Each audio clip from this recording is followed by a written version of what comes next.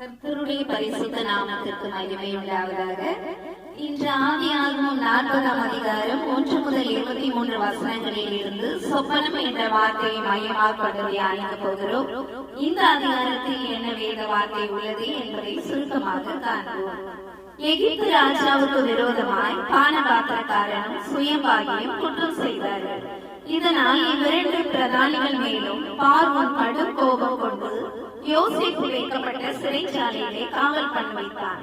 தலையாரிகளின் அதிபதி அவர்களை விசாரிக்கும்படி யோசேப்பின் வசத்தில் ஒப்புவித்தார். அவர்கள் அநேக நாள் காவலில் இருந்தார்கள். அவ்விரண்டு பேரும் சிறைச்சாலையில் இருக்கும் பொழுது ஒரே ராத்திரியிலே வெவ்வேறு பொருள் கொண்டு சொப்பனம் கண்டார்கள்.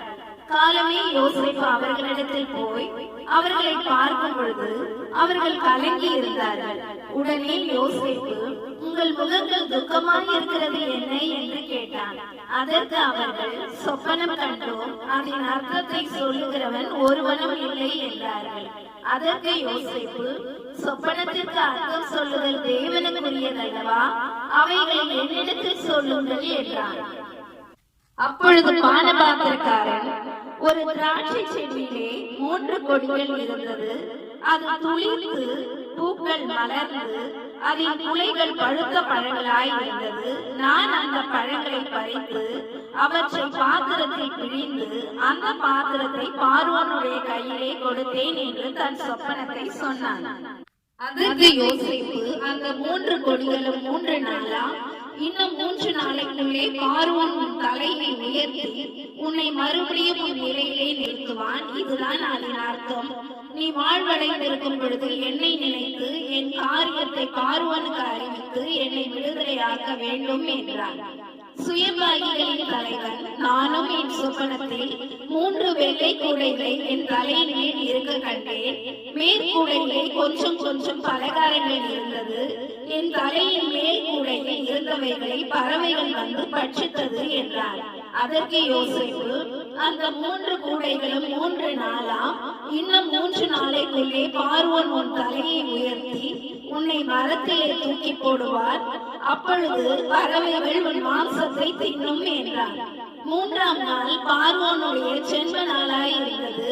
இதனால் இவ்விரண்டு பேரையும் விடுதலையாக்கி அவர்களுக்கு விருந்து பண்ணி தன் உத்தியோகஸ்தர்களின் நடுவே அவர்கள் தலையை உயர்த்தி பானபாத்திரக்காரனின் தலைவனை மறுபடியும் பானம் கொடுக்கிற உத்தியோகஸ்தரை வைத்தார். சுயபாகிகளின் தலைவனையோ தூக்கி போட்டார். யோசேப்பு சொன்னபடியே அவர்களுக்கு நடந்தது. இந்த அதிகாரத்தில் நாம் பார்க்கும் பொழுது சிறைச்சாலையிலே இருந்த யோசேப்பு 2 பிரதானிகளின் சொப்பனத்திற்கும் அர்த்தம் சொல்லுகிறான். அது அவர்களுக்கு அப்படியே நிறைவேறுகிறது. சொப்பனத்தின் அர்த்தம் சொல்லுதல் தேவனுக்குரியது என்று யோசேப்பு சொல்லுகிறான். அவனே அந்த சொப்பனத்திற்கு அர்த்தத்தையும் கூறுகிறார். இதிலிருந்து நாம் புரிந்து கொள்வது என்னவென்றால், யோசேப்போடு தேவன் இருந்து செயல்படுத்துகிறார். ஆம் பிரியமானவர்களே, இந்த உலகத்தில் வாழ்கிற நம்முடைய தேவன் இருக்கிறாரா? சிந்திக்க வேண்டும். மனிதர்களால் மனிதர்களுக்கு வரும் சொப்பனத்தின் அர்த்தத்தை கூறுவது கூடாத காரியம். ஒரு மனிதன் அப்படிப்பட்ட விளக்கங்களை கூற வேண்டும் என்றால் அந்த மனிதனுடைய தேவ ஆவியானவர் இருக்க வேண்டும். ஆனால் இப்பொழுது உள்ளதை பார்த்தால், நானும் தேவாவி வரம் பெற்றவன் என்று பொய் வைத்து மக்களை ஏமாற்றும் போலி சாமியார்கள் தான் அதிகம் காணப்படுகிறார்கள். ஆகவே நம்முடைய காரியங்களுக்காக மற்றவர்களிடம் செல்லவோ பரிந்து பேசவோ அழைக்கக்கூடாது. நாம் நம்முடைய எல்லாவற்றையும் தேவனுடைய பாதத்தில் சமர்ப்பித்தால் அவர் நமக்கு விளக்கு கொடுத்து நமக்காக அவர் பரிந்து பேசுகிறவராய் இருக்கிறார். வேதத்தில் கூட ஒரு வசனம் என்ன சொல்கிறது என்றால், சங்கீதம் 25:14 வசனத்திலே, கர்த்தருடைய ரகசியம் அவருக்கு பயந்தவர்களிடத்தில் இருக்கிறது, அவர்களுக்கு தம்முடைய உடன்படிக்கையை தெரியப்படுத்துகிறார்.